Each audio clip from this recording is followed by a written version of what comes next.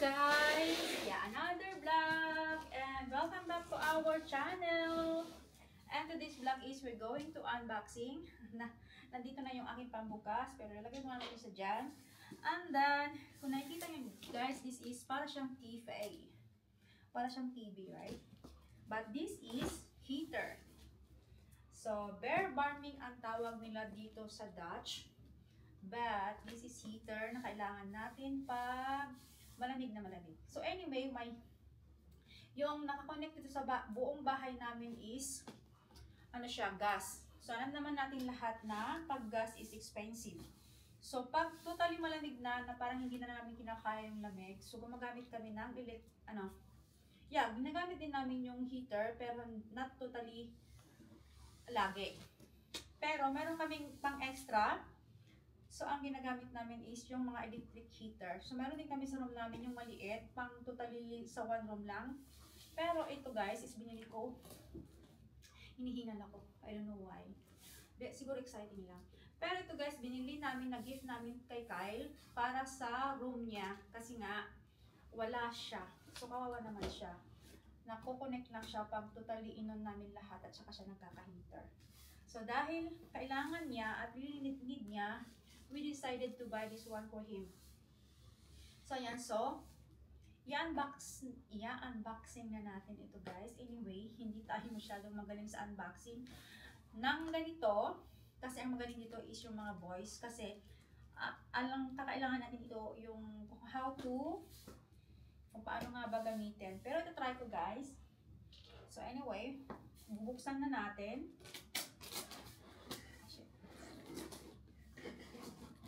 Grabe naman.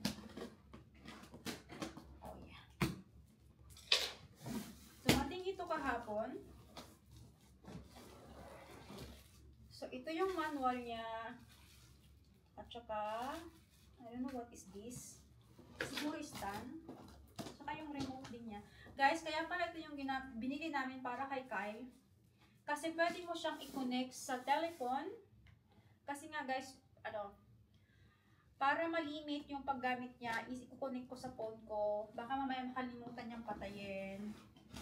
Is nakakaano din. Kaya, with, timer. Kaya kung tinimer mo lang ng 2 hours, in 2 hours, mamamatay na siya. And pwede mo rin siyang i-connect sa iyong telepono, ayon sa pagkakaalam ko. So, ayan. Natatanggalin ko yung mga, this one. Para lang siyang TV, guys. Para siyang TV. Ayan. So, this is it.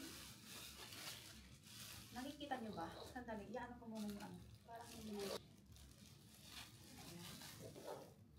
So, open natin. I told this one is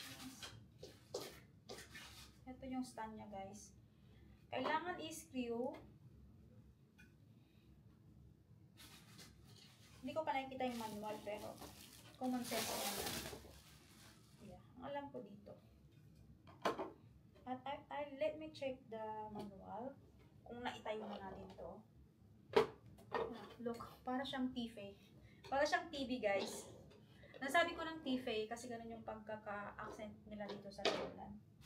And this is the remote control. Pero lalagyan muna natin ng battery. And this is the manual. Tignan ko lang guys kung paano siya gamitin. Ang isa ko nakitang papel dito.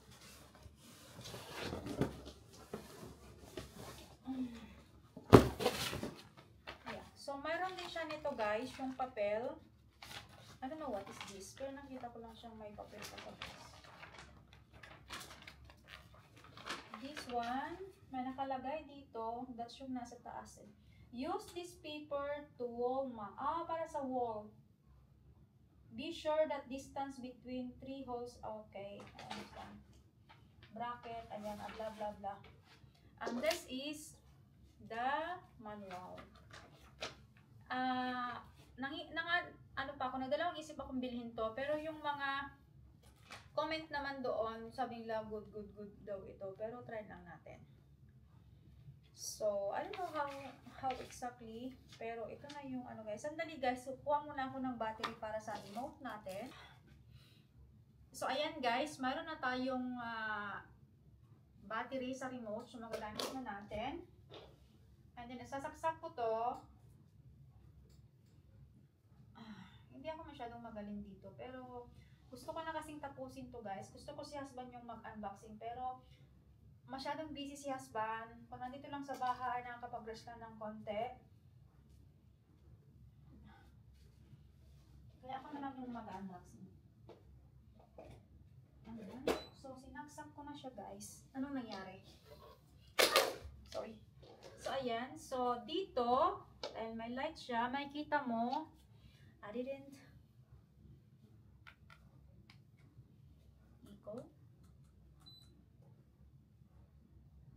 off.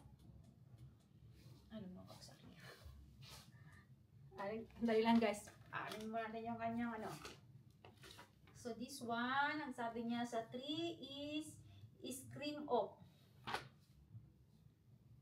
This part. Screen off. And then number 4 is timer. Yung number 2 is temperature and timer. Number 2. This one. Eco. Ang eco naman is eco mode. Child lock. Toning off number 7. I don't know exactly. Yung T is temperature. Pero hindi naman.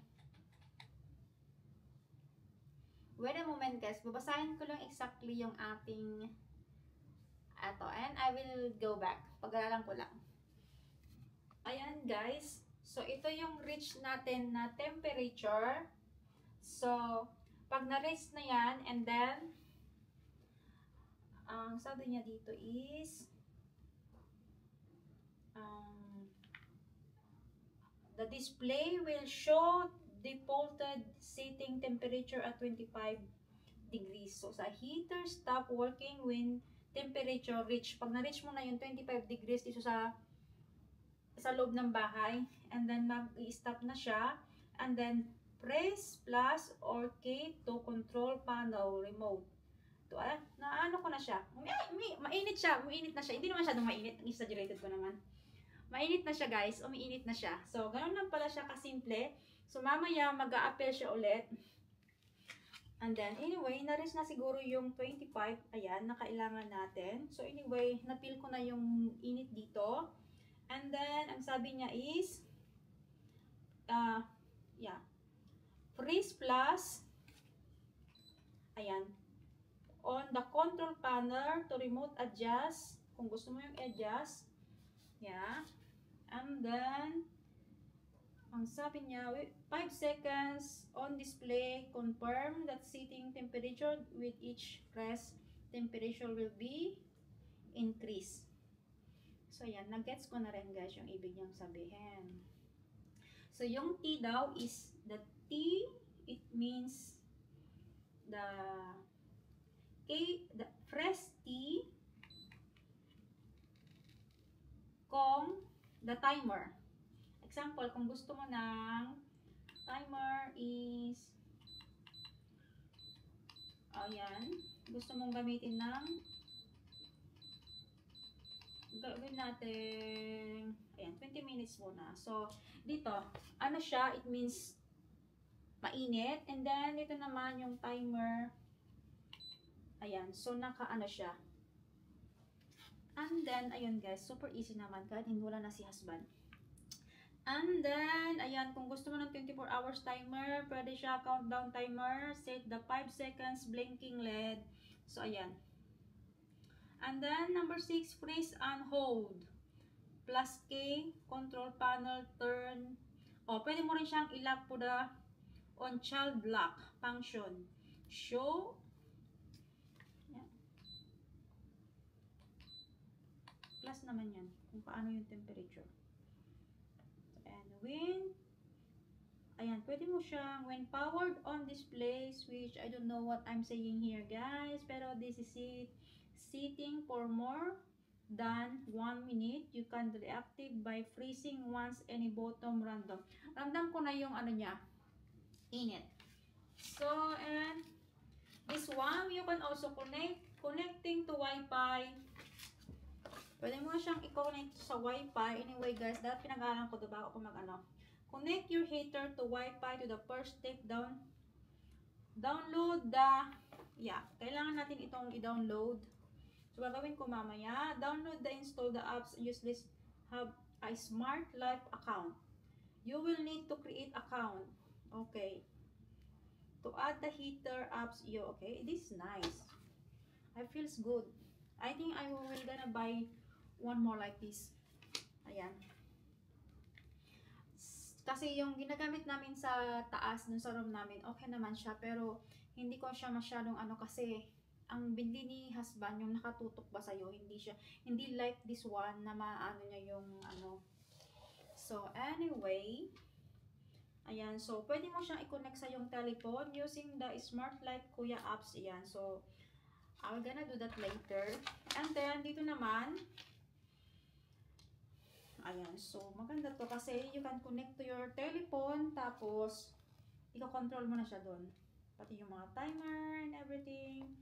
And important to save instruction. So, you need to read this one para safety lahat. So, anyway guys, ramdam ko na yung init. And prines ko siya ng, ayan.